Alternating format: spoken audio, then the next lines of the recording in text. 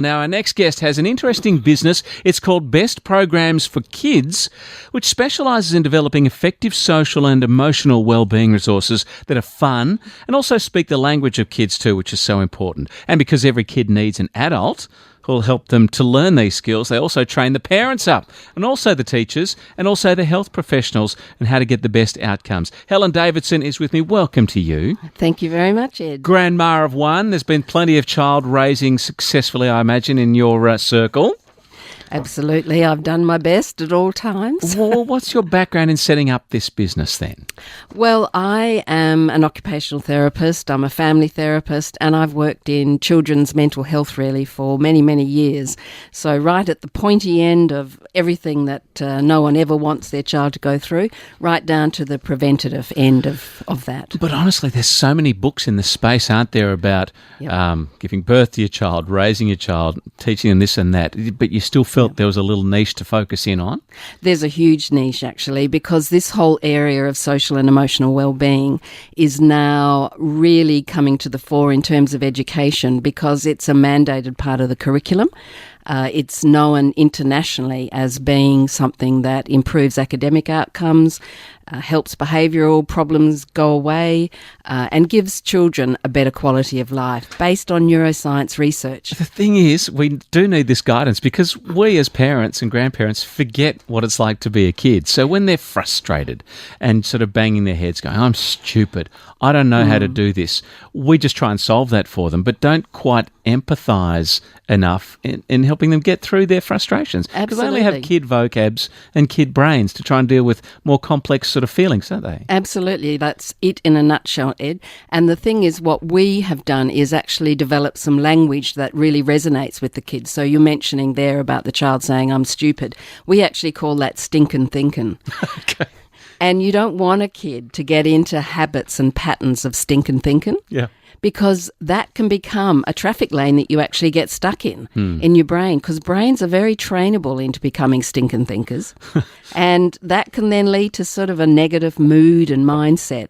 We don't want that for kids. No, absolutely not. Well, why don't we go through a couple of parenting practices and tips, topics that I guess you'd probably deal with on a daily basis, like a whining child. It drives parents and grandparents and you know, carers nuts, right? Absolutely. Do you think the experience needs a bit of an explanation? Well, I guess everyone who's been in that situation certainly knows what it sounds like and feels like. It's not fun being with a whinging child or a whinging adult, for that matter. They're draining. They really sap your energy, don't they? It's sort of a bit of a victim type approach, really. A poor me. And that voice, which is very irritating. It's right at the annoying decibel level, isn't it? Absolutely. So what's a common example of whining behaviour that many parents might be dealing with on a pretty regular basis? Well, definitely when a child, say, doesn't want to get off the computer, feels they've been poorly done by in terms of their sibling, wants something bought at the supermarket that the parent isn't going to buy for them, has to go to bed at a certain time, needs to have their shower. Really, every single routine that a child can be part of in a day, they could whinge about. I don't like eating peas and there's some peas touching the rice. I can't have any of that rice that a pea has touched. Yes. Welcome to my torment. Yes.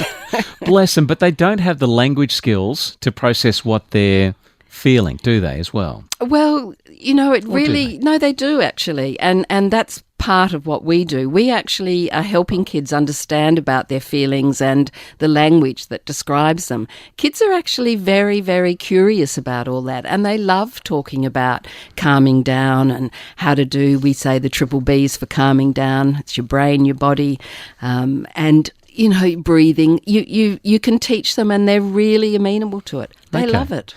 Is there a general age when children start the whining kind of behaviour, and is there a danger that they can kind of become attached to feeling this way in the whining mode? Absolutely, become serial whingers. Yeah, absolutely. And yes, it really, when language starts, you notice even a 2-year-old can get that tone in their voice of, you know, oh, but I want to, you know, that. You know, that really irritating tone. A smart 2-year-old who's very perceptive of how others behave will have modelled that on someone they've seen. So good tip for parents, make sure you don't do whinging yourself, because that isn't going to help you rear a non-whinger. All right, Helen, help us out here for the carers everywhere. We get a little whining, whingy kind of statement from a child. What's the most effective way for us to respond? Well, first off, don't give it a lot of attention and don't overreact yourself. So don't go into a reactive, angry response yourself. In a moment where you're out of that situation, let the child know that that sort of tone of voice and whinging isn't going to be a winner with you, and that you'd like that to stop. So set that as a definite, that this is a problem that we've got in terms of your whinging. We're going to change that.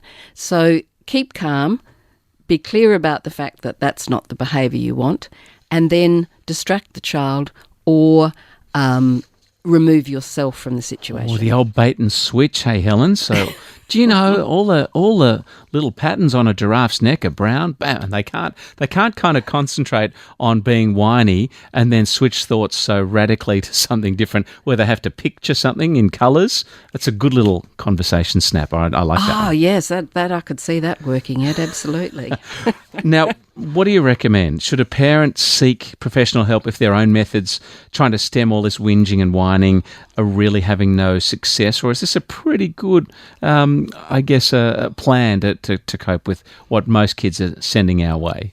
Well, I think if the parent themselves is becoming worn down by the whinging, doesn't feel they're making any progress, sees the child getting into a negative mindset generally when challenged with something they don't like, absolutely go and talk to someone who's got some knowledge about that, because it works. You can help. You can get help. Oh, gosh, it seems like relief is at hand. What would be your 3 top tips for a parent dealing with whining or whinging on a regular basis? We've got about 30 seconds. Got some quick goodies. Okay, keep calm. Be clear about the fact that it's behaviour you don't want. Distract the child and remove yourself from it, and seek help if you find none of those are working and it's interfering with the harmony of life in your home. And eventually they grow out of it, right? They do, yes, and grow into something else. All right, the website's wonderful. It is called bestprogramsforkids.com. We'll put that link up on our website as well. And thanks for the tips. Thanks for the glimmer of hope that you offer us all.